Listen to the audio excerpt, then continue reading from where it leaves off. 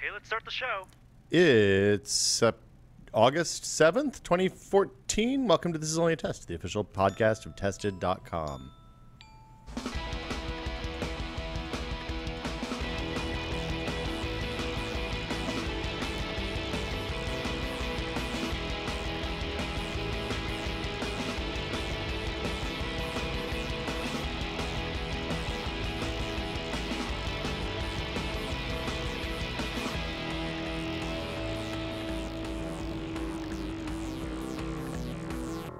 I'm Will Smith, seated directly to my left, all by himself, Norm. There's an imaginary person sitting right to the left of me. The third man is all by himself. Norman Chan, how you doing today, sir? I'm doing all right. We got up early this morning to record some podcasts with Adam. Mm-hmm. Now we're here all by ourselves. We need cough buttons. That should be the next project. Make some cough buttons. Go for it. Yeah, it seems Add like to your list. Boom, boom, boom. Today is a very special podcast day. Why is that? Well, on some of the most special of Thursdays, we dig deep into our hearts, reach out to the audience, realize that we need to record a podcast, but haven't had time to make show notes or figure out what we want to talk about this week. And we ask the audience to tell us what they would like us to discuss. They're deep in our hearts. They're deep in our hearts and on the internet. Cancerous hearts. Your heart may be cancerous. My heart is strong and healthy, like a hummingbird. The listeners are cancerous. I don't think that. I hope they're not. That would be really shitty. They keep on growing. Well, okay, They there keep are on more, growing. but you they're can't not. get rid of them. Wow. So you're saying that the listeners that make They everything we do consume you. possible are a cancer upon your soul? The best kind. There's Cancer's terrible. Nobody wants cancer. What's the good equivalent of something that doesn't stop growing and doesn't is stop unstoppable? growing? They're a fungus. Fungus is sometimes good, but usually not. They're delicious, delicious fungus. Be the mushroom on my pizza. I do like mushrooms. It's a listener's choice day. That's what I was getting at, and I thought this was a slow news week, and then I saw the things that people put in this list. For example, did you know that our own Vinnie Caravella is doing voiceover work for TV Guide now? TVguide.com? TVguide.com. Like an actual TVguide.com. I have a sample here queued up and ready to go. Hold on. Vinny Caravella, for people who don't know, was our previous producer. Yeah. Or lead producer. He was Joey's boss when we were at Whiskey Media. He now lives in New York, works for CBS, and still runs video for Giant Bomb. Is this tied to that job, or is this a side gig? Well, TV Guide is also owned by CBS Interactive, the home of Giant Bomb. And he's working out of the New York office, which is the TV Guide office. So I think they're sharing studio space. And probably, if I had to guess, knowing what I know from working in media companies, is at some point somebody walked around and was like, hey, does anybody want to read this Top Chef copy for us? And then there are professionals that do that. Well, you'd think that, but I bet that they don't have professional kind of budget. I bet they got Vinny. So you want to hear? I do want to hear. Sharpen your knives. Bravo's Emmy-winning culinary competition franchise is back with a new series that pits former contestants from Top Chef and Top Chef Masters in a gastronomic battle royale. Are you ready for this? I'm ready for you. And It just sounds like Vinny. It's just Vinny reading, but they hit gastronomic battle royale on the screen like it's swirled in. It's good. I'm not going to post the link anywhere, but if you want to see it, you can search for Vincent Carthesier and Alexis Bidel married on TVGuide.com. It's attached to that for whatever reason. So Who's congratulations, Vincent Carthesier? He plays. You don't watch Mad Men, do you? Oh, he was an Angel. No. Oh, he was an Angel. He Yes. plays the shithead in Mad Men. He was an Pete Angel. Best. Yeah, he's a bad guy. He was Angel's son in Angel. Spoilers. Really? He must be young. So yeah, it was good. I also learned today that right now, you remember a few months ago how they had Twitch play Pokemon, Twitch TV. Somebody wrote an application that watched the IRC channel for a Twitch channel and would take commands from the crowd to play Pokemon. Twitch plays Pokemon. I've heard of this. They played the entire, I guess, the first Pokemon game, right? Pokemon like Carbon Successfully. or something. They won. Took 2 weeks or something? It was a long time, it seemed like. I don't know specifics. Now there's a fish playing Pokemon. That is a deep sigh of skepticism. I think that they put a camera on a fish in a tank, and the fish goes over and touches things. And that in turn activates Pokemon commands? Yeah. So the way it works What about timing? is it measures. Well, timing doesn't really matter on Pokemon because until they added the real-time combat thing, it's not. It's just like a turn-based strategy game. So he can noodle around. The fish's name is Grayson Hopper. He is currently playing Pokemon Red Blue. And unfortunately, he doesn't have a light in his tank. So at night, since he lives in a tiny dorm room, the lights turn off, and the people that live in the dorm room with the fish, Grayson Hopper, don't want to leave the lights on and sleep with the lights on. So it's only during daylight hours, it seems like, the stream right now. Sometimes it's a little slow. What's the fish's name? Grayson Hopper. Grayson Hopper. It's a good name for a fish. It's a handle. The fish should be named Dustin. He is Dustin TV. Dustin TV. That's not a bad idea for a fish. If you wanted to do a hamster plays Pokemon next, Dustin.tv is a good name for a Pokemon playing hamster. This reminds me, I need to go buy some domains. You do need to go buy some domains. So far, he has been playing for 135 hours. He acquired his first Pokemon, which was a Charmander named AAAABK. Oh, BBK, sorry. And he beat the rival Squirtle. So, there we go. I don't even know. Like, it's just weird. Super weird. The internet has gotten weird lately. That's where I'm at. Okay.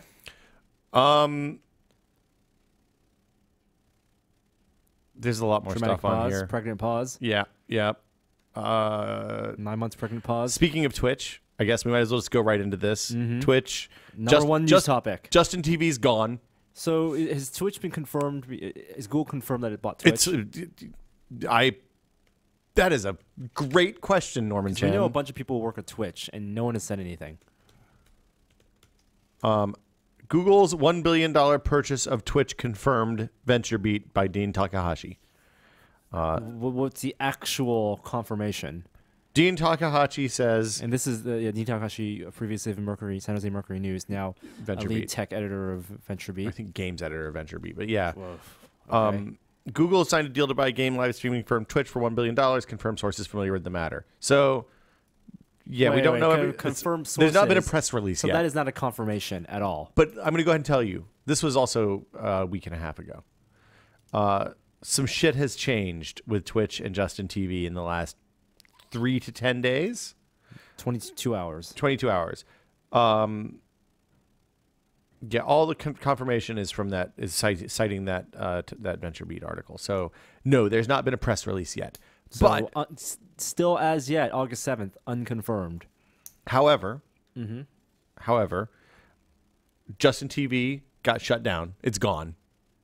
Like, if you go to justin.tv now, you can't see teenage girls in their rooms singing Britney Spears songs free of copyright restrictions. Oh, no. You can't see Justin walking around with a webcam on his shoulder, live streaming his life like Ed TV or a more self-aware Truman Show. There's nothing there. It's gone. It's all gone. All of the stuff we put on Justin TV, it's gone. The archives went away on the 14th of June, as I understand it, with little to no fanfare. Twitch.tv is now... So all his... years of his life just disappeared. Wow. I wonder with how nothing he to show for it but millions of dollars, presumably. Wow. Presumably. What is Justin TV's Twitter? Justin.tv must... No, you want to know what Justin's Twitter is? Justin Khan, I think was his name. Like KHA, like Khan! K-A-N. Oh, he's at Y Combinator now, I guess. Oh, he's an investor in Y Combinator. He's an angel. That means he's made a bunch of money because Y Combinator is one of the investing success stories. Did you see that?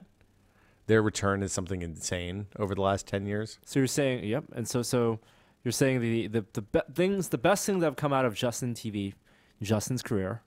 I don't know about that. I don't think that's Twitch. true. Twitch is the most notable. Yeah. iJustine came out of Justin TV, right? Because her name was Justine. Yeah.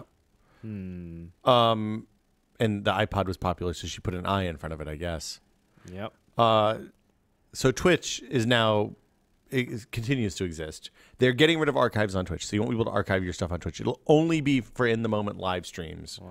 Presumably YouTube becomes the archive service for Twitch at that point. Well, Okay, I'm going to go back. Justin himself on August 5th, 2 days ago, tweeted, "Goodbye, Justin," or "R.I.P. Justin TV. We had good times together." It sounds like he's not really affiliated. You think he's going to buy the domain back? He probably has the money to do that. He'd probably be like, yeah, I'll make this my personal site. Start live streaming again. Oh no! Just show what it's like to be a hot Silicon Valley VC. Anyway, okay, so Justin TV's gone. All the archives for that are gone. Yep. What else is gone? You can't archive on Twitch.tv anymore. What about all the old archives on Twitch? That they're slowly going away. Millions of hours. Bananasaurus of Rex's $3 million Twitch plays Pokemon. Twitch plays Pokemon. All Gone? that. If you haven't dumped it to YouTube, gone. Holy moly! Oktobercast 1, Cast Harder, gone. What about Wait, that might have been on Ustream. I think it was on Justin, actually. That's sad. Our Justin TV tested channel, gone. I ported it over to Twitch, so we will continue to have a Twitch channel. And Twitch won't let you record, archive anything for longer than 2 hours. No, that changed at some point because we were able to archive. No, I'm saying right now, as of now, anything over 2 hours will be gone. I think as a person who regularly makes stuff that is longer than 2 hours that we stream on the internet, that's reasonable. Why is that reasonable? Because 2 hours, nobody wants to watch anything longer than 2 hours. Plenty of people want to watch things. But why delete it? Google doesn't have any hard drive space.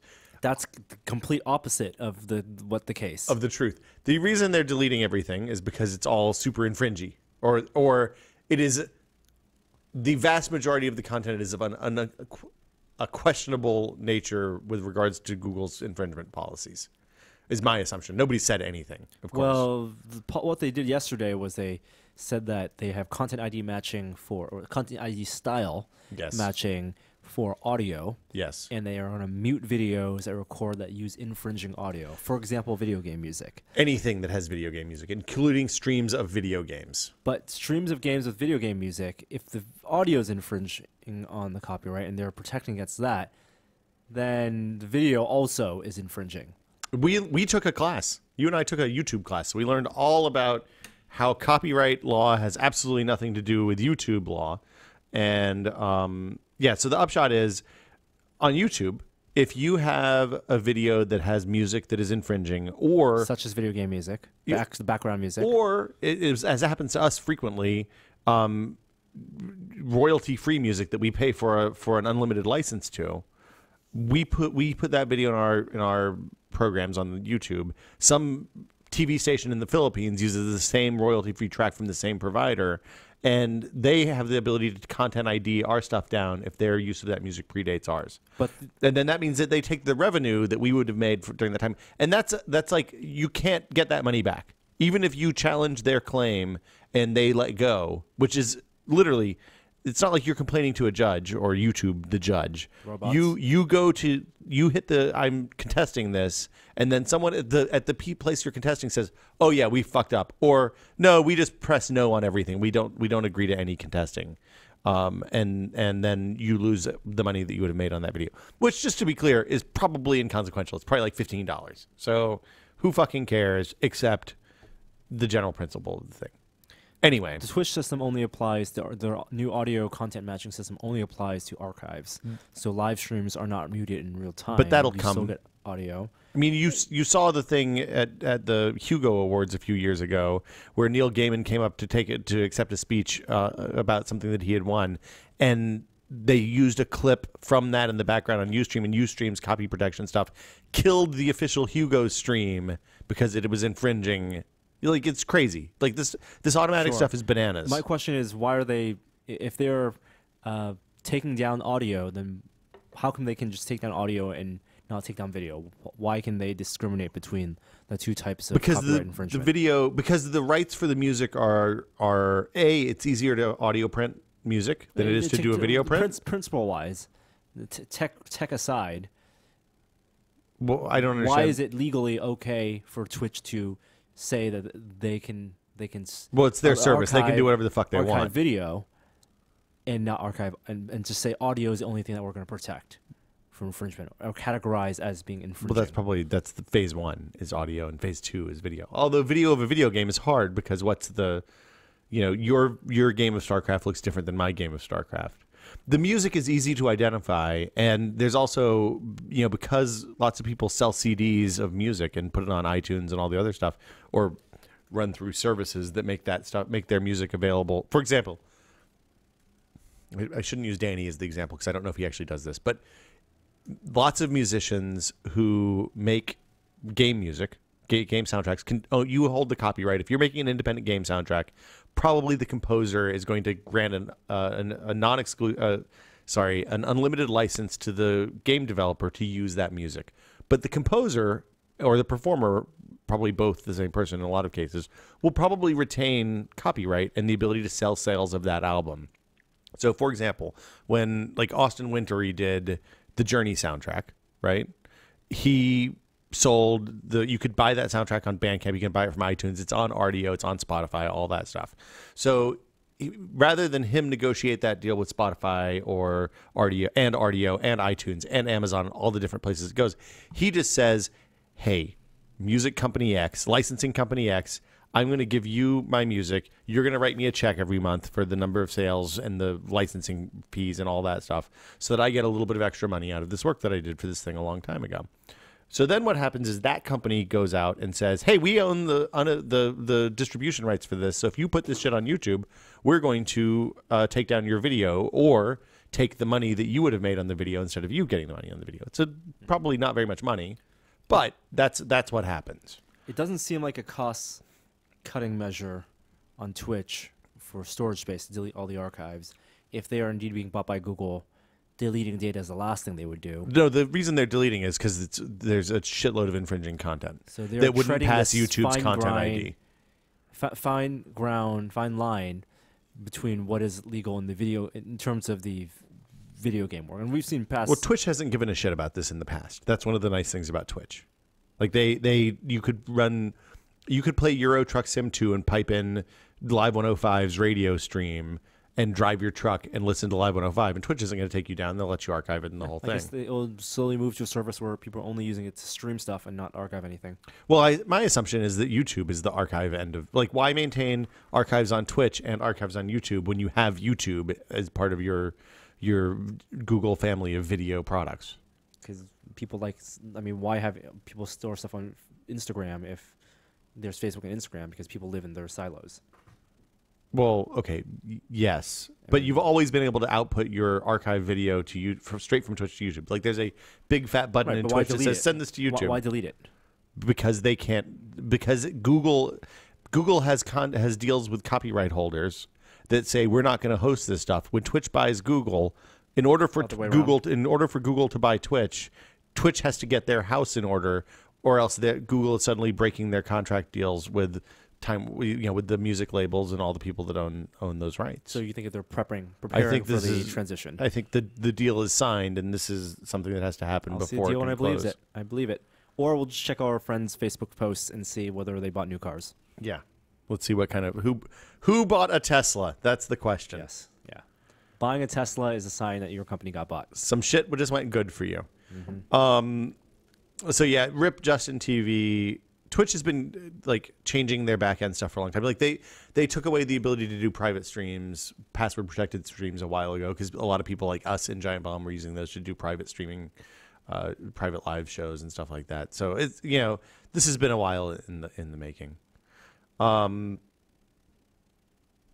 just going down the list in order. Okay. Batman versus Superman. The release date was moved about a month and a half to avoid Captain America 3. Someone budged. Yeah, I mean, and it was DC. Affleck blinked, is what I'm hearing. That seems like a good idea, right? Did they move up or back? Back. Okay. So one's May and one's like July? Yeah. That makes sense. There's not going to be I think they were both planning for May, which Marvel's dominated the May superhero release. Yeah, like Iron Man 3, Winter Soldier, both huge movies. Mm-hmm. Avengers was May too, right? Like it was a Memorial Day or something. Mm-hmm. Yeah. So... And I think Justice League needs more time anyway. Hold on, Batman v Superman is going to be Justice League. Well, we saw Wonder Woman. Dawn of Justice. Okay. It's going to be the precursors of the Justice League movie. What did you see the thing on Deadline about the Marvel the superhero release calendar for the next 5 years? there's a list of all the superhero movies that are like penciled in, And Marvel has 3 movies for 2017. and seems like every year following, like it seems like three movies a year That's is fine. the new norm. It's fine. I mean, the whole Hollywood business works because it is people are willing to pay relative to what's available a high premium, $10, $15 in some cases, for 2 hours of entertainment on a regular basis. Relative to how much you spend on other types of entertainment, that is a lot of money. That is. And the only reason Hollywood can exist is because of the ritual of going to theaters and the net benefit of the social benefit of watching in that type of environment. Because one of the things I didn't realize is that until fairly recently is that like DVD and Blu-ray sales, while they make a lot of money seemingly to us, are relatively inconsequential on the bottom lines of the theaters. I mean of the studio owners. Terminator Genesis. That's just the title of the new Terminator film. It's spelled Genisys. Arnold Schwarzenegger tweeted an Instagram, or Instagram posted a photo of him sitting on one of his chairs, and now we know the confirmed the spelling is SYS. Wow. Genesystems. So it's like a 60s style mashup of two genius systems or something like that, right? Is it a prequel? It is. Where does it fall in the now increasingly convoluted Terminator timeline? There is a Sarah Connor. Okay. So I believe it is a timeline reboot. Is this kind of getting like Bioshock, where there's always a robot and there's always a Sarah Connor, but everything else, who knows? You know, I one of my friends who goes to our board game nights works for 2K. What can I say? He works for 2K, and he wrote I can't remember the name of the game he wrote. That war game that was traumatic. That was good. Oh, Walt. The one about the white phosphorus. Yes. I don't remember the name of your game because video games. Anyway. Oh my God! Just the line, Spec Ops the line. I got half of it before Will said it. Spec Ops the line. Fantastic game from all accounts. I actually haven't played it yet. Oh, it's really good. It's affecting. It is moving in a way that you don't expect that kind of video game to be. So. But anyway, I was like saying he should push to, or you know, him being a writer and at 2K, I have someone who has maybe 3 degrees of separation of whoever gets to write the next Bioshock game. And because I don't think it's going to be Ken Levine. No, they're done. He's done with Bioshock. He's done. He's at Logan's Run and whatever. Well, and he's doing his small studio thing. Sure. But I think Bioshock is a valuable franchise. Do you think so? Those games have underperformed traditionally. I mean, they spent a lot of money on them, is why. Right. I mean, that's true. They underperformed because the Irrational was an expensive-ass studio. But I think Bioshock Infinite I still thought it was a fantastic game, and I think it did very well. I don't know exactly how much it sold, as I'm looking that up right now. So you were saying you think that how much did Bioshock Infinite sold? 7 million units. That's a lot. That's a lot of units. That is a lot, but not for 5 years. Sure. It's like to contrast, GTA 5 sold 34 million units. Same development time. Okay. Anyway. But anyway, I think that 2K would be dumb not to make another Bioshock game. I think fans want one. They obviously want a good one. I think it's a tough game to follow up Infinite because of how Infinite ended. It was such a meta. The name of the game was basically but it opened the theme of the game. It opens right, that's but true. You can't have that same surprise at the end.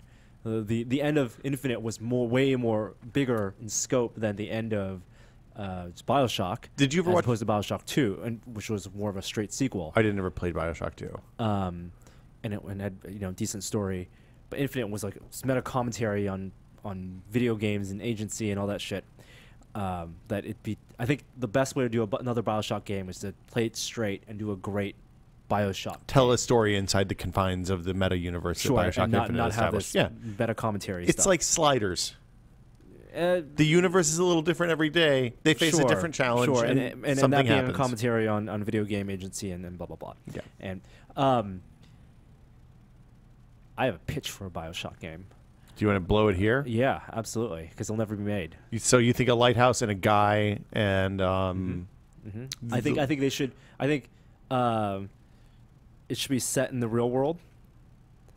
It should be set in 1915 in San Francisco. Okay. The lighthouse is Coit Tower? on Alcatraz. Ooh.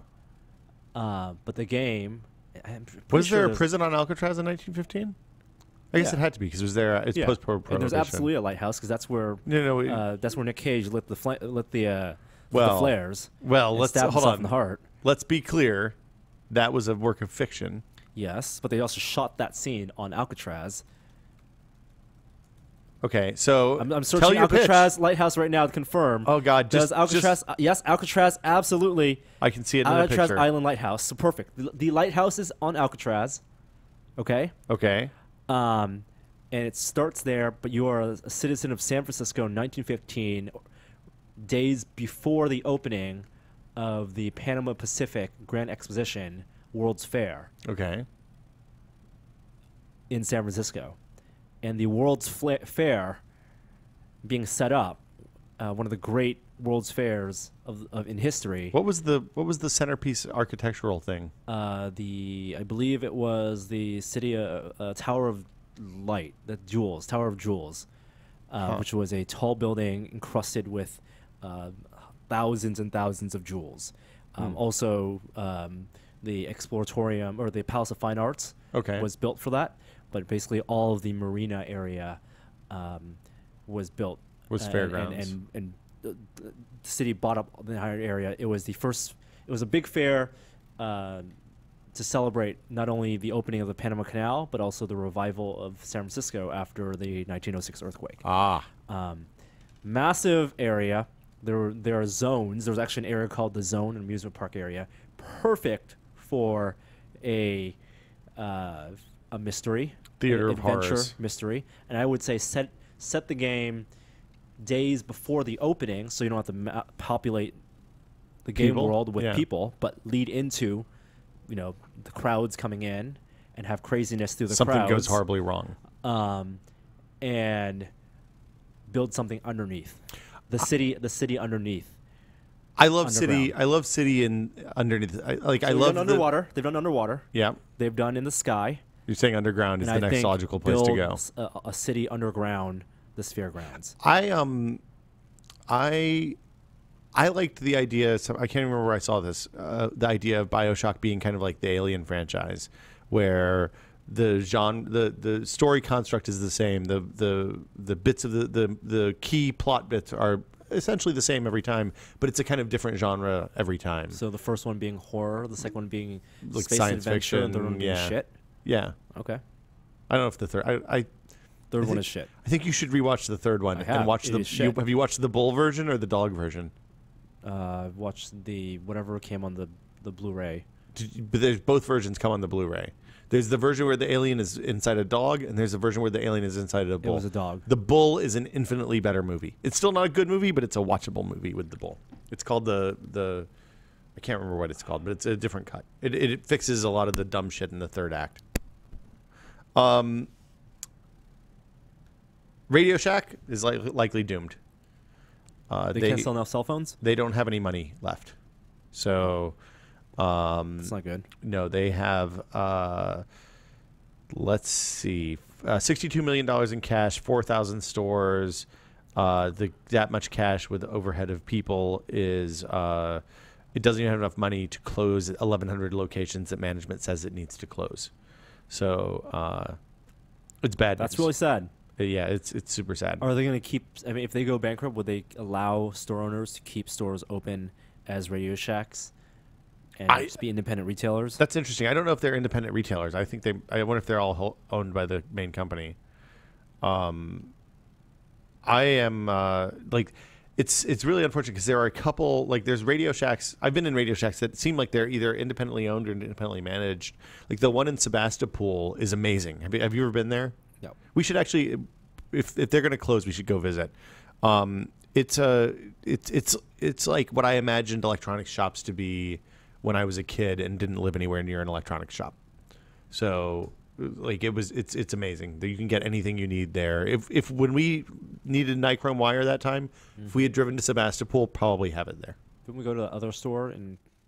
Dude, we went everywhere. Nobody fucking has nichrome wire because no one except for MakerBot has ever used it since the 50s. NASA, yeah. If you want a heater for a spacesuit, nichrome wire is the way to go. Also, MakerBot heater element. There's a Apple event.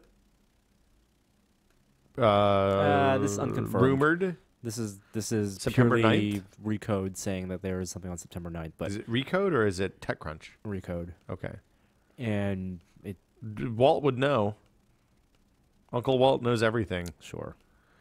Microsoft supposedly has lost $1.7 billion on Surface. Does that include the $1 billion write-down? Mm-hmm. Okay, that's This a lot is of money. All of Surface 1, 2, and 3. Oof. They better sell a lot of those Surface 3s. I think they're committed to it. I think They can't back down now. You like the third one. We'll talk Yeah. about it later, but we did a video. It'll be up, I guess, next week. Mhm. DJI has a new product. Have you Mhm. seen this? I've seen photos of it, but I have not actually seen it in person. What exactly is the Spreading Wings S900? It's like a more affordable, high-end, a high-end drone for like filmmaking. Is it easy to the benefit No, of No, it is harder to fly, less of an out-of-box experience than the Phantom, but cheaper than their traditional big, quad rigs or octo rigs. And it'll carry like an SLR It'll or carry an SLR and it's mirrorless packable to travel. okay. I'm not sure about the price. Yeah, I'm not sure about the price. I don't know if they've announced the price yet. I don't see it on their site. But I assume you fly just like you do with the standard Phantom controller. You can put a ZenMuse gimbal on it, all sorts of stuff it looks like. So there we go.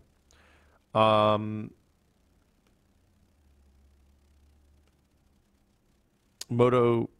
So did you see the thing in the New York Times yesterday about wireless charging? No. There's always. I'm kind of down on wireless charging. When's the last time you used a wireless charger? I'm not down on it because of the bad experiences with actual products. I'm down on it because of physics. So there's a startup, and I can't remember the name of it. I apologize, but they have a person who started out as a astrobiologist ended up switching over to build a ultrasonic powered wireless charging device. So you set up the thing in your room, you hook a thing on the back of your phone, you walk around, and it picks up ultrasonic vibrations from the air and charges your battery. Yeah, that's technically distance, and Tesla's tried that. Well, ultrasonic sound. Sure, but wireless charging has been distance charging has been a dream. It's that dumb. You can be down on that, but there's no reason to be down on Contactless charging. I'm fine with. Contactless charging. That's different. Like put the phone on a mat, it charges. Yeah, that's the wireless charging. The thing that worries me about all of this is the including Wasted. the Moto 360 thing. Yeah, is that we've spent 15 years getting rid of wasted power with wall warts. And if we go back, like the ultrasonic thing is the dumbest thing in the world because of the root mean square law, right? So if you're 3 feet away, you're going to get 1/10 of the power that you would get if you're 3 inches away. And that thing's going to blast all the time. It's going to waste a shitload of electricity on nothing. And if everybody in the country starts using those, then our power consumption is going to go. We'll lose everything we gained over the last 10 years, almost overnight. Yeah, so you gotta bring those nuclear reactors online. Yeah, good luck with that. Let's get that cold fusion working. Get the NIMBYs.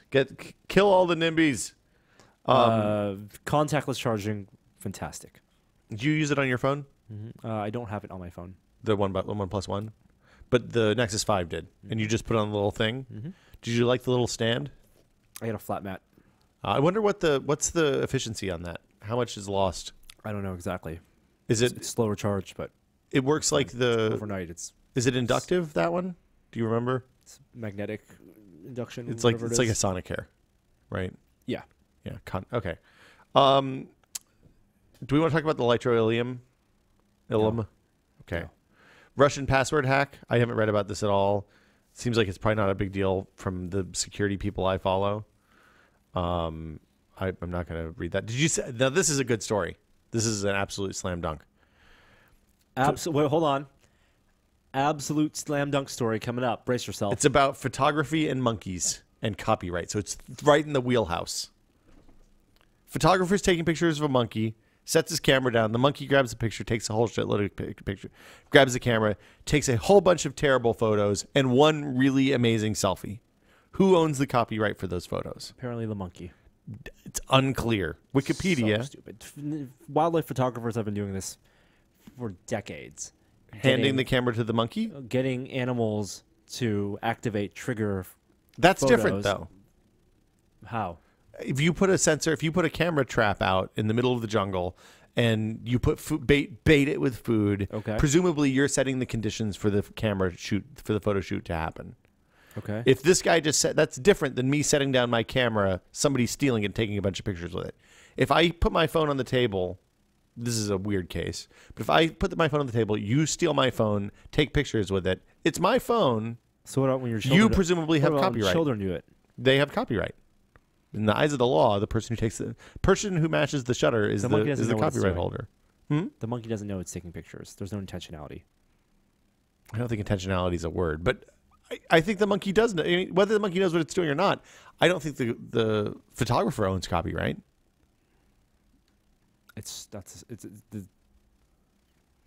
I want to see this go to court. I want to see this go to court. This is a wonderful case. It's just what our court system needs. Our overburdened court system needs to figure out who owns this. Oh my God, it's so cute! Look at this photo of the monkey. It's a really cute picture of a monkey. Oh boy, I'm gonna put it as it's gonna be show notes picture this week.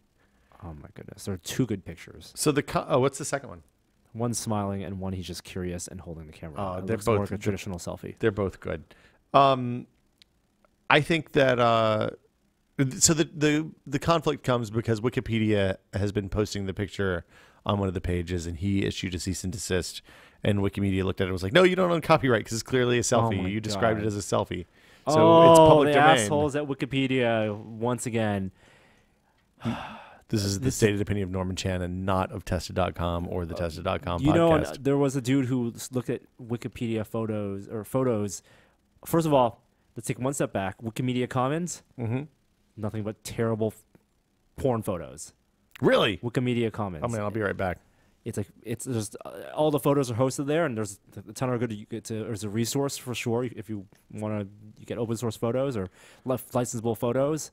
What should I Creative search Commons. for here? Let me No, give no, some but tips. Wikimedia Commons. Yeah. Apparently, a repository for the some vile shit. Oh, like illegal pornography. I don't know if it's illegal, but just like Just personal collections and just people uploading everything. That's unfortunate. Wikipedia, on many of their landing pages, when you say what is the prototypical photo of an iPhone for sure or something, or iPhone's a bad example, but of some product, it will be a terrible photo that was uploaded to Wikimedia Commons. Yes. People who've tried taking better photos for Wikipedia, real photographers, and open their photos up to public domain just so Wikipedia can have better photos and have had their photos taken down because they're not shitty enough. Oh, they want shitty photos on Wikipedia? The mods who handle some of the pages and not across all the pages, the people who handle some of their pages are so protective of their pages that they think that it's unnecessary changes to those pages, such as improving the photo. Oh, so you're saying it's a not small warranted. number of nutballs? It's a small number of nutballs. Okay. I think that's different than this, though. This is monkey owns copyright. You're an asshole. Clearly. No. This is also we're Wikipedia. Let's play the semantics game and. We have this problem. I mean, this is a thing we suffer. You took a picture of me that's extraordinarily popular across the internet and shows up in pretty much every mainstream article. Opened up to Creative Commons. Oh, you did? As long as there's attribution. Does anybody actually attribute? I mean, I've called a couple people out. That's fine. Over the years, but I don't. That's why I don't watermark anything. Yeah, watermarking is lame. Watermarking is lame. I agree with you on that. Ebola, Norm. It's scary shit. How many people have died of Ebola? 774 in the current outbreak. Maybe 800 by now. How many people are on the world? The factor of 10 million. Factor of 10 million. Yeah. Yeah. So there's Ebola's scary because it's very transmissible and you die. Like if you get it, you're probably going to die, right? That's why Ebola is the current disease boogeyman. We have brought somebody from Africa, a couple of Americans who were helping treat people who had Ebola in Africa. Just to be clear, to date, Ebola is transmissible through liquids, through fluids only. So I assume that you can cough and make particulate Ebola in the air and droplets of water, and maybe somebody can get it that way. But for the most part, if you wear the shit that people wear when they go to the dentist, you're pretty safe, right? It's what they wear when they're treating it in the jungles of Africa, for the most part. It's not like dudes in bunny suits or anything like that, except for in particularly bad places. So a couple of Americans were infected. We've brought them back in a special CDC airplane that I assume has like a closed back where the person can sit and be comfortable or whatever, be treated in the flight. And they're at Emory University, our Emory Hospital. People have lost their fucking minds about this. Like I don't spend a lot of time on Facebook, but I looked last night just to see what was going on, and people are accusing the CDC of bringing Ebola to America, and like Obama's involved. It's all the crazy is coming out, and Ebola is not really like, it's bad, and it's potentially very dangerous, and it's high on the list of weaponizable viruses and all that stuff. But it's not. It typically, even if it gets loose and wild, it burns out quickly enough because it kills people so fast. I mean, this is crass, but it kills you so fast that you don't have a good opportunity to spread it, assuming bodies are handled properly and disposed of properly and stuff like that. So somebody posted this morning that in the time that people have been worried about Ebola for the last week since we brought the people from Africa to Atlanta, 70,000 people have died of TB and malaria. So, factor of 100. It's a serious disease, but it is not the end of the world. It's not contagion. It is not zombie apocalypse. It is horrible and a bad way to die, but it's not. We're okay. And this is what they play at the beginning of the movie about the Ebola outbreak, is people on the internet talking about everything's going to be okay. Are you worried about Ebola, Norm? I mean, yeah. Are you worried about Ebola? Do you have Ebola fear? Nope. Do you sometimes, when there's like a flu outbreak, do you get a cough and you're like, oh shit, I've got the flu now? No. Yeah, that's the right answer. Take care of yourself. Don't lick your hands. Don't touch your face. Don't touch your face. Nope. That's why you wear glasses. It does help. Star Citizen has reached $49 million in funding. Chris Roberts. Chris Roberts. There's like 4 studios or something working on that now. So it is a lot of people building the different, like, there's teams working on the multiplayer stuff. There's teams working on the servers. There's teams working on the single player stuff. It's a big undertaking at this point, which is amazing for a crowdfunded thing. Playing Elite makes me want to fire up Star Citizen again. Is Star Citizen out, like fully out? You can get the hangar, which lets you look at the ships that you've bought and look at the ships that are currently available. You can get in your ship that you bought in the hangar and go fly around it's kind of like Elite was before they released the beta last week. So there's no multiplayer yet. There's no single player, but you can go out and kind of dogfight with some bots if you want to fly around and see what it's like. All right. I didn't back it, so I'm see, I backed that, but I didn't back Elite. How much was it to back Elite? I don't have any idea. I remember it being kind of expensive is why I didn't back Elite. And I didn't have an affinity. Like, I didn't have a fondness for Elite because it was on like systems that Gary played and were English or something, and we didn't play here. Gary's on the Elite or the Star Citizen Kickstarter page. He's on the Elite Kickstarter page. He did an interview with both the Elite founders and Chris Roberts, I believe. Really? Mm-hmm. So he did both? He interviews, yep. So, Windows Threshold. Is this what we're calling Windows 9? Unconfirmed. That's the rumor, though? I hadn't heard that one yet. Mary Jo fully has her sources.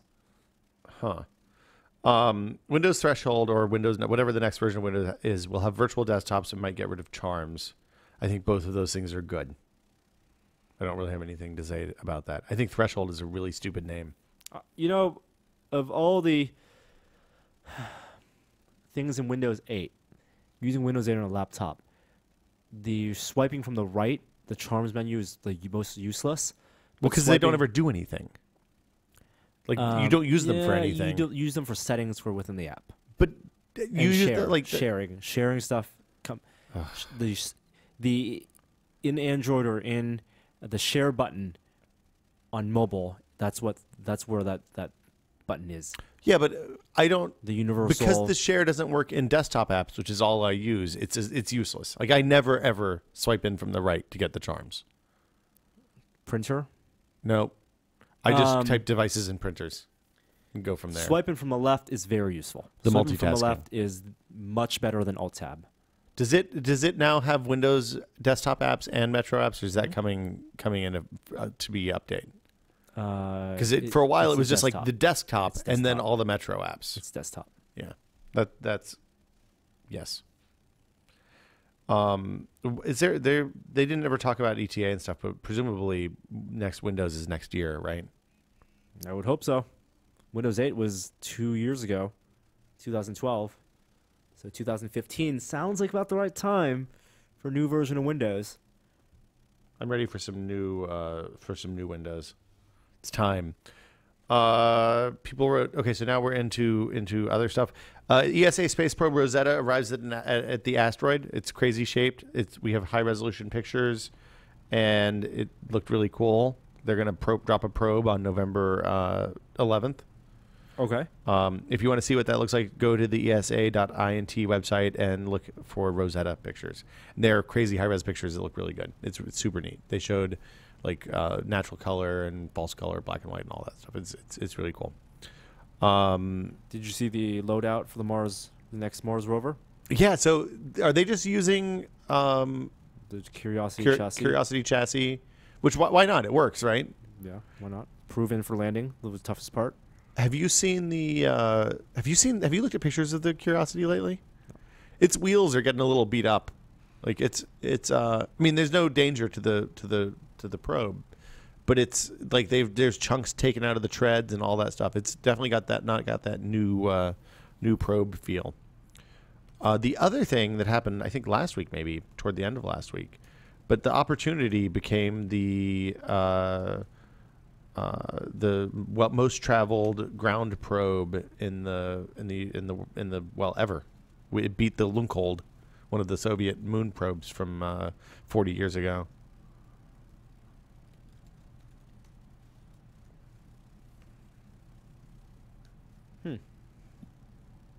Yeah.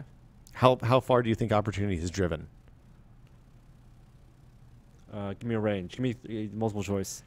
10 feet, 100 feet, 1,000 feet, 1,000,000 feet. 1,000,000 feet. Not that far. 1,000 feet? More than that. You went from 1,000 to 1,000,000. You said to give me a range. You didn't tell me to give you an accurate range. Multiple choice.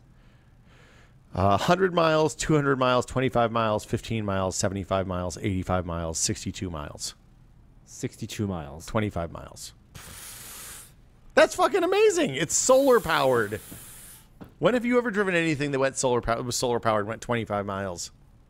Solar power. And it only drives in the summertime. The next Mars rover, which will launch in 2020, and they are still figuring it out, will have a camera system that can zoom. That's exciting. It's very exciting.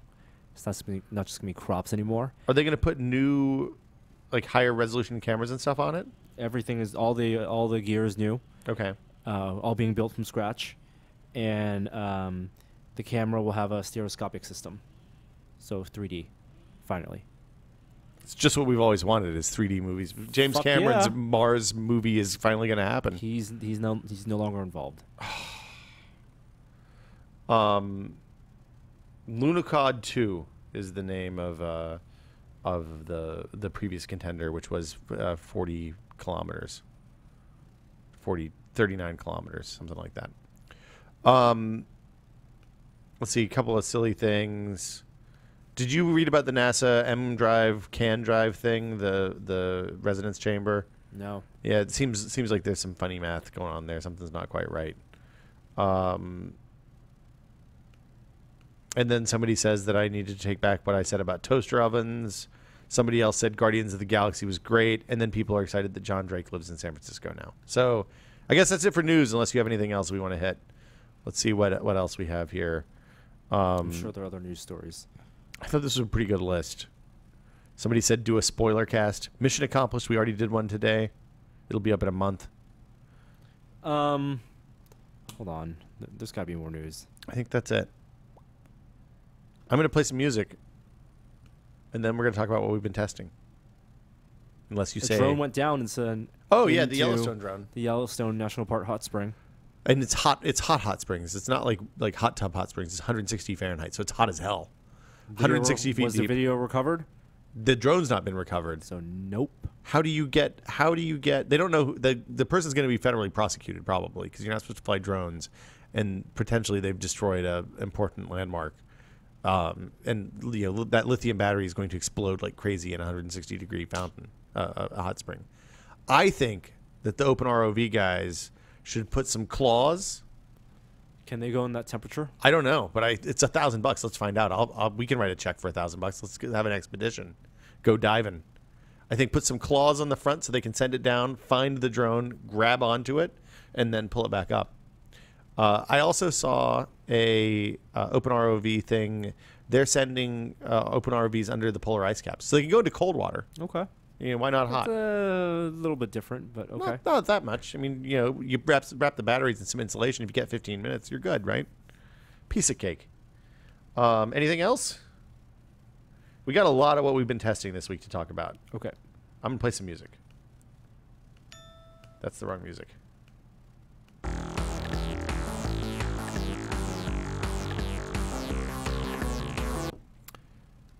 Norman Chan, we have both spent extensive time with the Oculus DK2 at this point. Yes. Yes, I have. It seems like you transitioned last week from Elite cost $75. I'm not going to pay that to I don't ever want to play anything but Elite again for as long as I live. It's a still very pricey game. You got out the Hot House. I got out my old Hot House, which I had in my closet stored underneath an Iron Man action figure box. That sounds about right. It was very dusty, even though it was in the box. What did you use your Hot House for before? Battlefield 1942? 2, for sure. To fly helicopters? What was the last game? Probably Battlefield 2. Bad Company 2, maybe? Or 3? There must have been another flight sim. I remember using it for Battlefield 2, and it was awesome. This is the HOTAS, the Cytec X52 Pro, which has been replaced by the X55 Warthog, I believe, and still sold now for around $160. This thing came out in 2003. It's over 10 years old. Works great. Does that predate Xbox controller support for Windows? It does. Because 2003, the Xbox 360 wouldn't have been out. Yeah. One USB port in. There's a light up screen. There are hats on the throttle. The throttle is only one throttle. It's not two pieces, as some are. The only thing I would say that it feels really solid, but it's light. It's not. It doesn't have a weighted base. You could just screw it into the table. That's what some people do. The other HOTAS is that people what's the really popular one? The Thrustmaster X, maybe the $589 one. There's a really expensive $300 plus Thrustmaster that has a really nice weighted bottom. It's $589. It's got Hall effect sensors in the stick, so the sensor base is really tiny. So it basically is like a stick that sits on a flat thing, and you kind of move side to side and it twists. But $600 seems like a lot of money to pay for a joystick. At that point, the Oculus is an accessory for your HOTAS. That's true. Do you need dual throttles for Elite? Can you use... No, you can't. Single throttle is fine. Okay. And the way I've Elite configured, I have the toggle going reverse. It's not... the throttle has a zone near from about 0 to 10% that's stiff, and then a looser middle range, and then another stiff for boost. But the full Elite, I had to toggle. Anyway, it's a good $75 game. How do you is the multiplayer like? Have you played multiplayer yet at all, or you just multiplayer like last solo night and with Jeremy? We took on a group of bandits attacking a federal dreadnought. Are these AI bandits or AI. are these okay? The AI is not great. One was just ramming itself into the dreadnought. That's. Are you sure it wasn't players?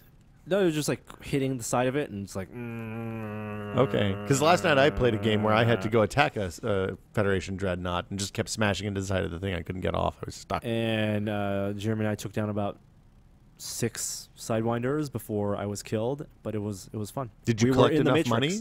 Did you get enough money to buy a better ship than No. the Sidewinder? No. Do you feel like that's a pay-to-win game? That's my concern about that and the Chris Roberts games, because those Kickstarters had so much money. That's the kind of game that, and I can see how that kind of game with some type of persistence in the servers is very, very easy to start paying to buy stuff. Yeah, like I would pay to buy guns, and I would pay to buy. you'd pay to buy a insurance for ship, right? ships. Yeah. And as long, I mean, it is like an MMO without the big MMO server. Yeah, that's exactly that. Well, it is a big There's MMO a lot of server. ownership in your ship that you have. Like when you buy a new ship, you're going to suddenly start playing much more carefully than you do right now, or you'll buy insurance. I guess. Yeah, once I get any upgrade, I'll start playing very carefully. We also we tried a bunch of other stuff. We shot. There's a video on the site right now if you want to see the stuff that we were able to capture. Capturing the Oculus DK2 is really hard. It turns out you can't, because of the way it works with the direct mode.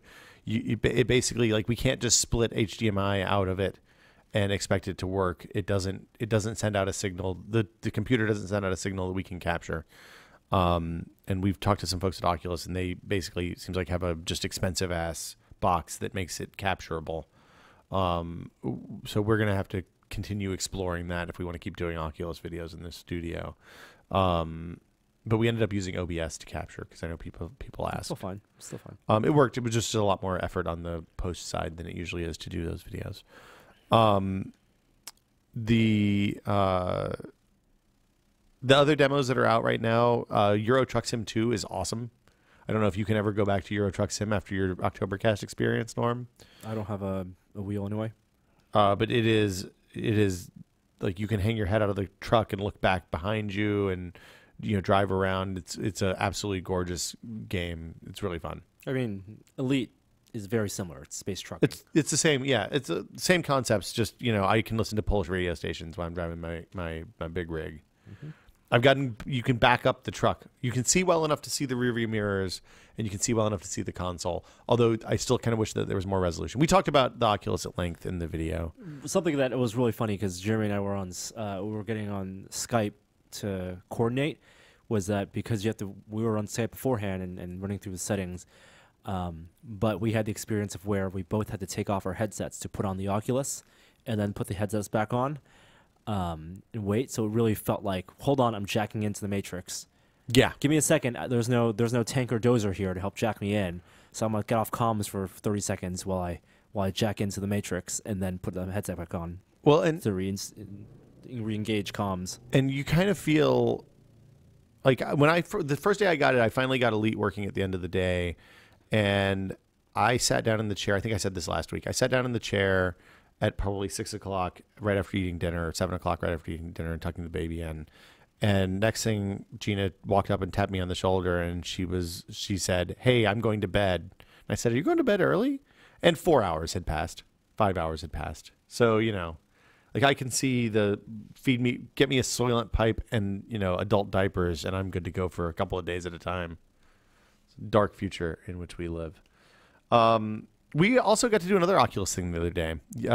Birdly, which I first saw featured on Wired last week or the week before, is it's on Wired it was posted on Wired the day we visited. Oh, really? It seems like it was okay. Anyway, I reached out. I talked to these Swiss people about their project that they were doing, which they started last November, and they brought it to San Francisco while we were at Comic-Con. And it is a virtual reality setup to simulate the the experience of flying like a bird. Self-powered flight. It's amazing. It is. I think probably one of the best things I've ever seen. Like the demo was. I walked away from that feeling better than I have about anything in a long time. Like it was a wonderful experience. You lay down on this bed. There'll be a video on the site next week. You lay down on this rack thing. Put your arms into two big flat like particle board wings with the handles underneath them. Push a couple of buttons. Put the Oculus on. Put a pair of headphones on. There's a fan directly in front of you, and you start a few hundred feet up in the air. And then you literally flap your arms like this to gain lift. You tilt your hands forwards and back to dive and climb. And the experience is unbelievable. It felt like flying. Yeah. Felt like flying. Did you, like... It was amazing. You didn't get sick? Nope. You have a history of getting sick? This was with the Oculus DK1, not the DK2. So yeah, it was astounding. It was truly like if they're bringing it to different places. I know it's going to be the Exploratorium next week if you're in San Francisco. Tonight, and that's it tonight? Oh, I thought it was Thursday, next Thursday too. So if leaving this Saturday at the city, if you're in San Francisco tonight, Thursday, go to the Exploratorium and wait in line. It is worth waiting in line for. If they bring it elsewhere, follow. I'm sure they're on Twitter. Just search for Birdly, Birdly. And like I said, we'll have the video next week. It was pretty outstanding. You came out for, I think, my third flight of the X8 last week. Was that the first time you'd come out to fly that with me? Mm-hmm. So we got a 3D Robotics X8 in. Did not sell me on the X8 or your flight skills. Dude, software. That was a software bug. I went back and looked. There's the version of the firmware that they shipped on that has a... sometimes it flips over when it lands bug, which is bad. The X8 is a quadcopter with two motors on each arm. So there's one motor pointing down, one motor pointing up. They still, some go counterclockwise, some go clockwise. They all generate lift together. But the reason you do 8 motors is you get increased lift, but you also have a little bit of redundancy. So if one motor dies, it doesn't just plummet like a stone. What if 2 motor dies? Depends on which 2 motors. Oh boy. So we took it out to the place that Jeremy crashed his Phantom. Will that be forever known in the San Francisco as a place of drone death? It is the place where we crash drones. We're not going back there again. And had a little bit of a flight, brought it back in, had some telemetry problems. Because the thing about the 3D robotics quads, at least that we've seen so far, is that they don't have that kind of integrated soup to nuts thing that you get with the Phantom. So with the Phantom, you install one app on your phone and then connect your phone to a Wi-Fi access point, and from there your phone gets telemetry and live video from the camera and all that stuff, which is comforting. Like, it makes it a little bit easier to fly. With the 3D robotics, you have to connect a radio to an Android device, and then you use that to get your telemetry, but you don't get live video back unless you use a separate thing, and there's just a bunch of moving pieces for it. We took it off, flew around a little bit, came in and landed. It flipped on landing. Like, I was trying to do I was doing the kill move on the sticks, and one side, all of a sudden, the motor's powered up super hot, and it just flipped right over. This video no one will ever see. No, that video's on the site. The first flip? The first flip. Landing? Yeah, the first flip is on there. Okay. It's at the end of the member video last week, the Friday That's member right. video. Pay to watch that. Yeah. Then flipped it back over, gave it the once over, got it going again. It was scary as hell. Yeah, the upside down quad with the blade still spinning, not what you want. It's just profoundly ungood. Checked it out, rebooted it, gave it a once over. Everything seemed okay. Took off again. 2 propellers flew off almost immediately on the same arm. That was great. And then crashed into the ground really hard. So we haven't been out again since. I've got to update the firmware and fix the shit that broke on the second landing. And we'll take it back out again after my vacation next week, I guess. And probably go someplace flatter and with fewer people. We'll do a full video about it once we've actually learned it and can speak about it authoritatively. It's much rawer, much more raw as a device than the Phantom quads. And I assume that the kits that you build yourself are also in the same kind of category. Also, if you watch the quad build, we got the piece that was broken back. They sent it out really quickly, and They're really good about it. We'll revisit that sometime later this month or early customer next. support and RMA. Yeah, it's good. 3D robotics. I mean, again, it's the kind of thing that like you can fix yourself, so that's good. But also, you have to fix it yourself, so that there's pros and cons. Norm, you've been using the Fire Phone. Shoot, I have it. Go get it. I'm gonna go grab it. I'll talk about the Ultimate Ears Boom. We tested a small Ultimate Ears thing. You don't hurry. It's fine.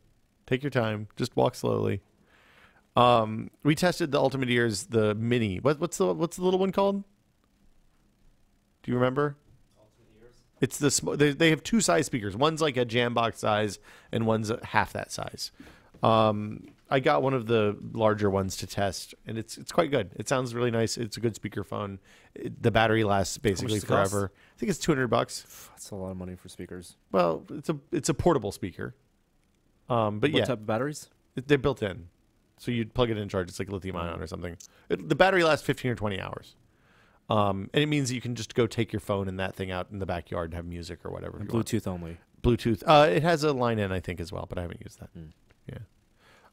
It has the thing that's neat that it does, as well as that other Ultimate Ears thing that we tested earlier, is you can pair two of them and get stereo separation, which makes more sense on the one that you have because it's $99. When you're talking about $200, then you'd have to spend $400 to get two of them. The Logitech, the UE, cheaper, 99. No, they're 99. They were 99 when I got them in. That was the MSRP. Anyway, And they're fantastic.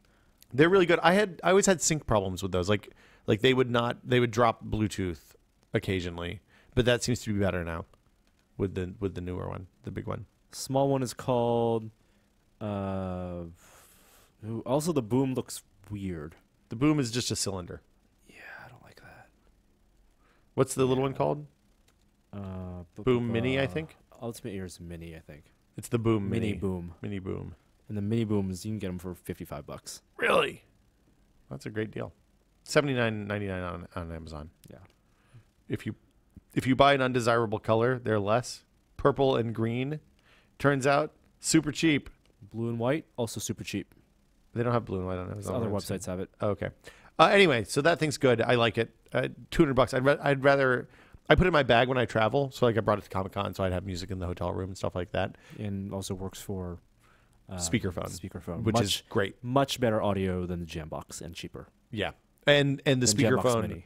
The speakerphone is really good. Like I've used it outside in the backyard and all sorts of stuff, and nobody notices that it's a Bluetooth speakerphone. You can't use it for games and stuff like that unless you plug the cable in, because the latency for Bluetooth is a little bit. It buffers a little bit, so that if it loses signal, then you don't lose sound for just a sec. Norman Chan. Mm-hmm. After your brief interlude on the other side of the room, you have an amazing Fire Phone. You wrote down amazing Fire Phone. Did I write down the amazing Fire Phone? I assumed autocorrect Amazon. fixed it from Amazon. It's right here. It's Amazon Fire Phone, and we'll be doing a video in 2 weeks or so. I haven't handled it yet. I'd like to see. Yeah, you can. Wow, it's really heavy. It's not that heavy. Feels it's heavier than the iPhone. really heavier heavy. than the iPhone. Yes. I think the 720p resolution mattered much less to me than I originally thought. I don't mind that it's not 1080, but those cameras, useless. Wow. Yeah, like the fact that you can't see the time and the signal strength without moving the phone to the side. You can turn that off. You can have it always on? Okay, that's something. This is real weird. How's the browser? Fire browser, it's fast but not great.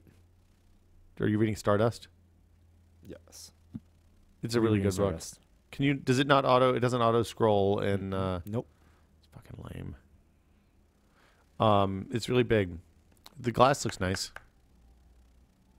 The screen looks okay. I'm telling you right now, this phone's gonna be returned. You're sending it back. I'm sending it back. Rejected. Mm-hmm. Okay. There you go. Don't break it. It's my money right now. Well, you can always expense it if we break it. We can take it out in the field and smash it with a hammer. It's fine. We're not gonna do that. Waste of money. We could. I'm just saying it's a thing we could do. The worst, and when I talked about this before, you get the most actual perspective shift with actually just tilting the phone, which any phone can do with a gyro, and there's a lot of reasons that phones don't do that. Like the iPhone has a very subtle parallax effect with the wallpaper that it does, and this is basically taking the parallax effect, and instead of shifting the background, shifting items in the foreground. For example, these icons on your carousel. But the head tracking thing, like if I hold the phone perfectly still in front of me and just move my head around it, there's bad latency. The perspective doesn't work because it doesn't know the actual distance between your face and this. And it should be able to tell the distance with 2 cameras, though. That's simple trigonometry. Oh, that's terrible. I want to see. Terrible. Just put here's I have the thing. Wow, it's really slow. It's really laggy, and also the perspective doesn't match up 1-to-1. Nope. It's not the Johnny Chung-Lee Wii demo that we were promised. That's disappointing. I am disappointed. Norm, how's your LG G watch battery? So does it last a year? Does it last a year? Yeah, that's the question. That's what I want my batteries to last in a watch. 1 year. No, it doesn't last a year. In the video that we did with the LG G watch, the Android Wear watch, having it run with always active mode, where the screen with LCD would turn black with just the time when you're not activating it and light up. I was getting less than full days of use, but turning off the LCD when it's inactive. So when I'm not using it, it's actually just LCD is off. I'm getting over 2 days. So that's better. That is much better, and that is the mode I'm putting it in now.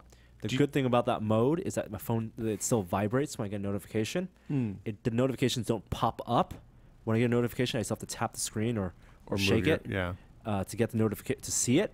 But the fact that it vibrates and I can tap it, then it becomes much like a phone, where the phone vibrates and I turn it on. That's much better. Over 2 days, a comfortable 2 days of use. This was not charged last night, and right now it's at 54%. So this is already a day and a half. So at 54%. I charge the Pebble Steel basically once a week. It's usually like 5 days, 6 days, somewhere in there. I couldn't get a full week with Pebble Steel. I also tuned down my notifications a lot. Pebble announced more colors today for the original plastic watch, or yesterday, I guess now. Lame. Bright colors. Some people like them. It's for kids. Surface Pro 3, Norm. You're not using that right now. You're using MacBook Air. No, I'm not using it right now. It's set up as a workstation at home. The review is going up next Wednesday, and all I can say is that I really like it. I was impressed. I was favorably impressed with what I saw in our shooting of the video. And even going back to using the MacBook as a laptop, I've been wanting to, every time I use a Windows PC, Windows 8 PC laptop, and go back to MacBook Air, I instinctively want to touch the browser and stretch and zoom and pinch and scroll on the actual screen itself, even though I have a best-in-class keyboard and trackpad. One thing we didn't talk about with the DK2 is lens scratching. You've already scratched your lenses just by wearing your glasses inside the Oculus. Have you scratched your glasses too? That's what I just checked. I have not scratched my glasses. That's good because they have an anti-scratch coating, presumably. If you have an Oculus DK2, be careful of scratches. I'm sure that when they release a consumer version, they'll address that. But I kind of look at dev kits as tools, not as something that you keep and cherish and treasure. My assumption is that you need to be careful with all the DK2s. They may even add that at some point in the future to fix. And then Guardians of the Galaxy, which I haven't seen yet. It's on this list. Did you put this here, or did somebody else put this here? I don't know who put this here.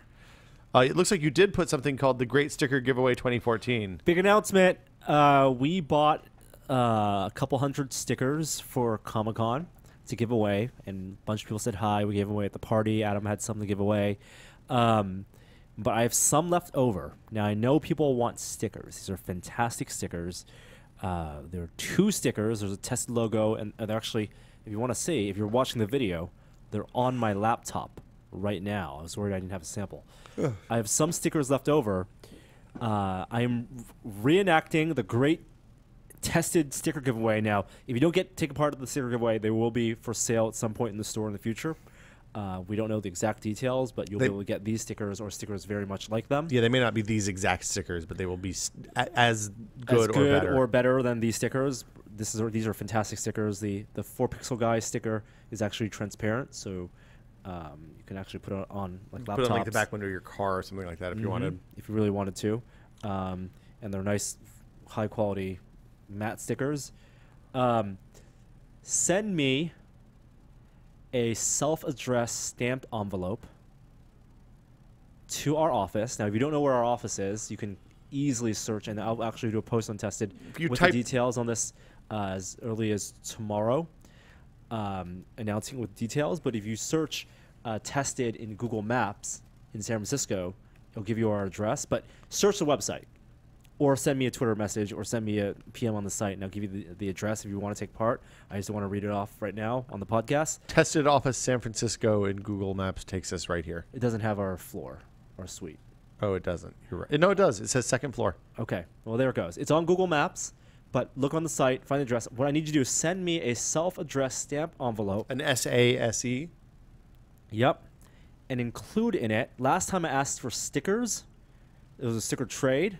This time, stickers are fine, but I prefer small buttons or pins. Now, if you could send me every small button, just send one. Say up to like 3, because sometimes people send like 50 stickers. I don't need 50 stickers.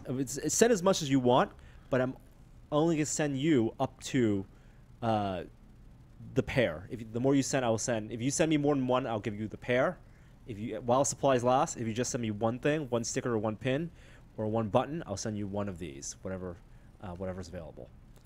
This is freelance on Norman Chan's part. This is not an official Whale Rock Industries or Tested product. Giveaway. No. And I will mail all the stickers in the giveaway and show off the pins in a future episode of this podcast, as I did last year. Oh. Sounds good. Norm? Don't fart on your envelopes. Everybody's going to fart on their own. No one would even thought of that before. Why would you say that? I'm gonna use a sponge and a... You're going to do this with gloves? I'm not going to lick them. If you put white powder in it, we're going to have to shut the whole fucking building down. Keep that in mind. Yeah, that's uncool. I'm giving you stickers, guys. So pins... They also will have your address, so, you know. Pins, buttons, small buttons. Bottle caps, maybe? Unused bottle caps? I don't want bottle caps. Okay. Pins and buttons. Pins and buttons. What do you say about some emails? Sure. Emails? Well, but we do the other one. Emails. 'Cause it's, we don't do emails. We do Emails? No. Questions? Boom. If you have a question for This Is Only Test, the email address is podcast@tested.com. Please keep your questions short, concise, and interesting. Our first question comes from John, who says, "Hey guys, I was wondering why you haven't done any testing of Soylent. Does this fall outside of something you would normally test? Thanks, and always be testing, John." I didn't Kickstarter back them, and they refused to send out any samples until they have fulfilled all their backer Soylent. And they're still in the process of refining the formula, so I hesitate to buy any until their formula is There's no reason to test it until it's final. They are sending out to consumers en masse. I think Soylent is a really dumb idea. So Will's is on board on not tasting it. And no, I'll taste it. I'll drink it. But like living off of one Will was not going to do any homogeneous testing on it. It seems like a risky behavior. I will live I will live at least 5 days. Monday, Tuesday, Wednesday, Thursday, Friday on Soylent alone. What's the punishment if you eat something other than Soylent? What's the consequence? Durian ice cream. Ooh, durian camera. ice cream? Jesus. Okay, that's pretty bad. Do I get to choose where the durian ice cream comes from? There's only one place that sells it. Oh, really? Yeah. Who makes it? Marco Polo Ice Creamery on Caravella. Ugh. Do you like durian? No. Okay, just making sure. Yeah, okay, that works. Can Joey and I taunt you by eating normal food in front of you while you're drinking your protein shake? Absolutely. Okay, but I can add flavors to it. The whole point of Soylent is you're supposed to mix it with artificial flavors. Wow. Spicing it up. Sounds gross. So when is that? Do they have an ETA when they're going to fill all the backers? Okay. Whatever happens, if you're a Soylent backer, you want to send us some samples, I'll also consume your samples. Gross. But no reason to consume the samples until you have a 5-day supply. Right, but I will consume samples on camera Oh, during a in the podcast interim? in the Okay. interim before we do an actual long-term test. Okay. Blair writes in to say, hey, Will, I know you like Maker's Mark, and you've said you prefer brown liquor. So my question to you is this. Is Maker's Mark the best booze there is? And Blair's from Halifax, Nova Scotia. No, Maker's Mark is not the best booze that there is. Maker's Mark is a good mainstream bourbon. Harley wants us to settle a bet, Norm. Do you like settling bets? Sure, I like gambling. My boss and I are having an argument about the office, around the office, about the way in which internet search engines such as Google choose to suggest things to you as you're typing. While watching Raiders of the Ark last night on TV, my boss wanted to know something about a character and began to search for an actor's name. It was suggested to him by the time he had put 3 letters into Google.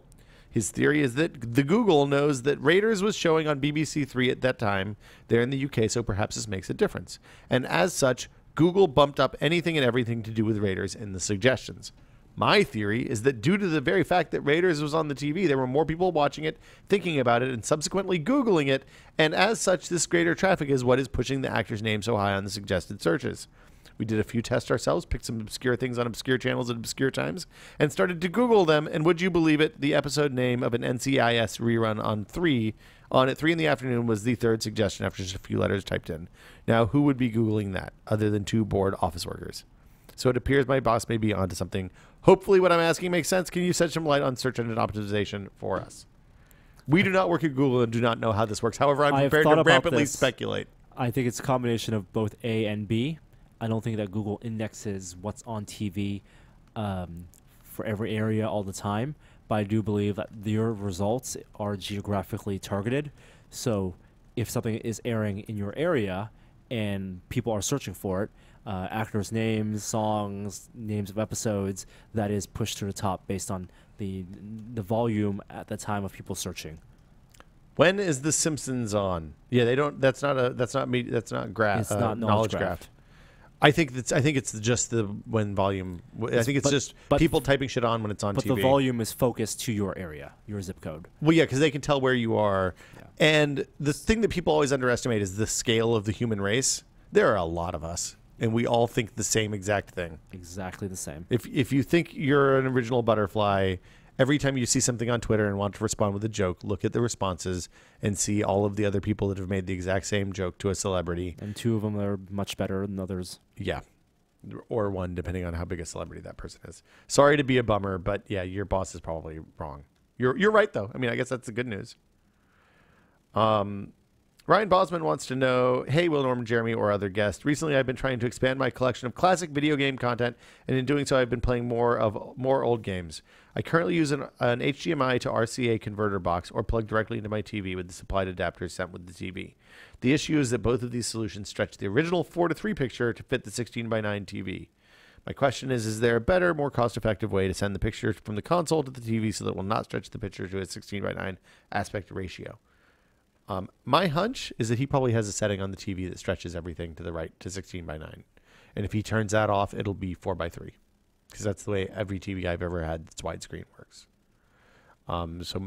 So go into your settings and look at that. The other option is like the stuff like the Retron 5. I just got one of those the other day. I haven't even taken it out of the box yet. But it's basically hardware for an NES, a Genesis, an SNES, and I think a Sega Master System and a Game Boy, maybe Game Boy Advance, all in like it's because the firmware for those old consoles was on the cartridges and not in the console. All you have to do to make a NES is put the right chips on a board in the right configuration, put the right thing for the cartridge to plug into, and it'll just work. So these guys, since that stuff's all outside of, it's no longer patentable. It's been too long. They just made basically like black market consoles that you can buy on Amazon for $99. And but his question isn't that, though. His question is not that. His question is how do you connect, the best way to connect an old console to your TV? Yeah, I think the HDMI to RCA adapter is a good way to go. There's a better system you buy from Japan. It's called... Oh, Wes wrote about it. The Game Master, I believe. I have one in my house. Shit, it's not called the Game Master. It's the scanline thing, right? Yes. Oh, no. Scanline is one of the things it can do. It can add scanlines to HDMI. But, oh my God, what is it called? Is it part of the In Search of Scanlines article? Yes. See, we put it on the site. What is the freaking thing called? It's a breakout box basically that takes RCA in and does HDMI out, but it processes it and does it in a way that makes the games look great, and you can actually use it to add hardware scan lines. The Sync Strike? No. Okay. No. Shoot, what is it called? I'm reading. It's a really long article. What is the box called? Oh, almost but not quite as good. XRGB Mini. That's what it's called. It's the Frame Meister. It's the name of the company. That's right. From Japan, the Frame Meister. I found it. XRGB Mini. It's a little expensive, imported from Japan. It's like $100, right? It's a little more than that. On Amazon right now, it's the one that's for $300. But I think you can find them cheaper on eBay. If you're just worried about not being 16:9, turn off the setting in your TV. Like that's phase one. Turn off image stretch on the TV. If you want better upscaling and scan lines and all that stuff, scan line emulation, and low latency, and yes, it is probably the best way to get old console stuff up on to good HDMI out is with the FrameMeister. The other thing is just to buy an old CRT TV and plug that in. Not so cheap to get a good one. I'm interested to see how the Retron and all that stuff handle scaling, because it has HDMI built in, and I presume since it's built for that, it's going to be pretty good latency and all that. And you can plug in your old controllers, which is nice. Anyway, we'll test that in the future when I'm back from vacation. We have a couple more questions here. Oh, yeah. This is from Robert. Robert says, "Hey, guys, I have a large collection of ripped Blu-rays on my PC that I would like to watch on my TV in another room. The problem is with streaming boxes like Apple and Roku, they never support the format or subtitles my collection is encoded with. What's the best option for a home theater PC? I would mainly be streaming content from my PC, but I'm also interested in the Steam home streaming for lean-back games like Watch Dogs. Would the Mac Mini be an option when it's next updated, or can I get away with spending a little bit less? I've looked into a Brix or Nuke, but after getting OS, memory, and hard drive, they're pretty much the same price as an Apple TV. What's the best way to control this? Are there any keyboard touchpad combos? Thanks in advance and keep on testing." So if all you want is subtitles and formats, you can use Plex on the Roku or the Amazon Fire TV or a cheap PC. I don't think like you can get the cheapest Nuke for $250, $200. Put 4 gigs of RAM in it for $50, for $40. Put a 16 gig SSD in it for another $40 or $50, and be all in for probably $350. It's still a lot for a Steam machine if you're streaming, just using that to stream. If it's just for Plex, yeah, I would just go buy a Roku 3 and use Plex on it. I think because it seems like Plex on Roku 3 supports Matroiska and like not burned in subtitles and alternate audio tracks and all that stuff, right? And RARPlex is the app that you want to download for the server on the local side that taps in your Plex database. What does that do? I don't know about that. It's better organization. Oh, really? So rather than using the Plex home server? No, it still uses Plex home server. It's just the way it presents the stuff from the Plex home server is better than the actual Plex app. Oh, okay, that's good. That's good to know. I use Plex on that Amazon Fire TV, and it's great. It's a wonderful experience. You do have to have a machine that runs the server all the time, but if you're probably already there, and actually a lot of NAS boxes have a Plex home server option of the more common ones. So highly recommend Plex for that. And then if you decide you use it a lot and want to upgrade, then you can go to a Nuke box or a Brix or something like that. The Brix is kind of neat because it has it actually has real GPUs. You can get real GPUs in those, so you can actually play Windows games if you want to. And I think that'll do it for us today, Norm. I'm off on vacation tomorrow, but you'll still be here holding down the fort and the podcast next week and all that. We have Adam podcast lined up. They're leaving for Australia tomorrow. We have Still Entitled's lined up for the entire time he's gone, which is good. That's why I said September at the beginning of this, because I was posting future podcasts this morning for September. But yeah, I hope everybody has a good weekend. We'll see you all next week. Oh, today's outro comes from the Windy Apple. I don't even know what that means. If you have an outro, you can search for instructions on how to upload an outro by Googling raw outro song file, and it'll take you to the right page on the site, and you can follow the instructions there and upload it to SoundCloud, making sure you check the box that says allow downloads.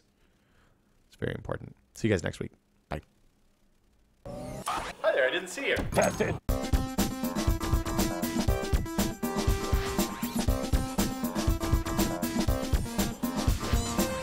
This is probably not a good show for you to listen to. I'm going to get that out of the way up front.